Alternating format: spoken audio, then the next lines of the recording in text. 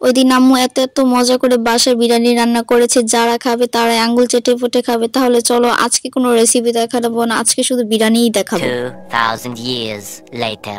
ওই দিন আম্মু এত মজা করে বিরিয়ানি রান্না করেছে যা তোমাদের সাথে আমি শেয়ার না করে পারলাম না। আমি আজকে কোনো রেসিপি দেখাবো না, আজকে শুধু কিভাবে আম্মু বসিয়েছে সেটাই তোমাদের দেখাবো। আর এইখানে নাড়া দিতে এসে আমার হাতেই লাগিয়ে দিয়েছি, মানে ছিটা, যে একটা ছিটা। আর এইটা দেখতে এত সুন্দর, আমার দেখি তো আমার লোক খেতে। আর রান্না করার অবস্থা আমি কি করেছি, মানে যে পাতর বসেছে ওই পাতরটাও ছোট হয়ে গিয়েছে। আমি অবশ্যই রান্না করিনি, আমার আম্মুই রান্না করেছে। আর এখানে পোলার চাল দেখাচ্ছে, এটা মিনিকেটের যে একটা পোলার চাল আছে সেইটাই। আর এই গরুর মাংসটা দেখলে কার না লোভ লাগে। আমার কাছ থেকে তো এমনি এমনি খেতে এটা অনেক মজা লাগে, আমি সবসময় একটা হলেও খাই। আর এই জিনিসটা ফাইনাল লোক এত এত মজা। আর আমার যখন আমি এইটা দেখি আমার তখনই তো আমার মুখ দিয়ে পানি পড়ে। আর কার কার আমার মতো আছো, আমার মতোই আছো আমাকে জানিয়ে যাবে। আর তার ভিতরে আম্মু বসিয়ে দিচ্ছে বিরিয়ানি। এর ভিতরে বেশখানি তেল দিয়ে তেজপাতা, এলাচ, লবঙ্গ দিয়ে ভালো করে এটাকে একটু ভেজে নেবে 2 মিনিটের মতো।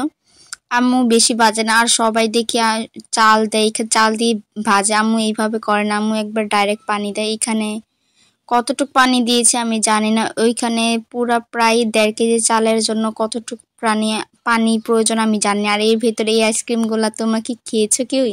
যাই হোক, তার ভিতরে আমার আইসক্রিমটা খেতে খেতে পানিটা বলক হয়ে গেল। এর ভিতরে চাল দিয়ে দিল, চাল দিয়ে এক পর্যায়ে এইটাকে আবার ঢেকে দিয়েছে, আমি আর দেখালাম না। আর এই জিনিস মানে এই লোকটা দেখার পরে যার তার মুখে লোল এসে পড়বে, তাই না? যাই হোক, আমার অবশ্যই এসেছে, তাই এই জন্য বলতে। আর ওই তো আমার জন্য একটা রেখে দিয়েছে।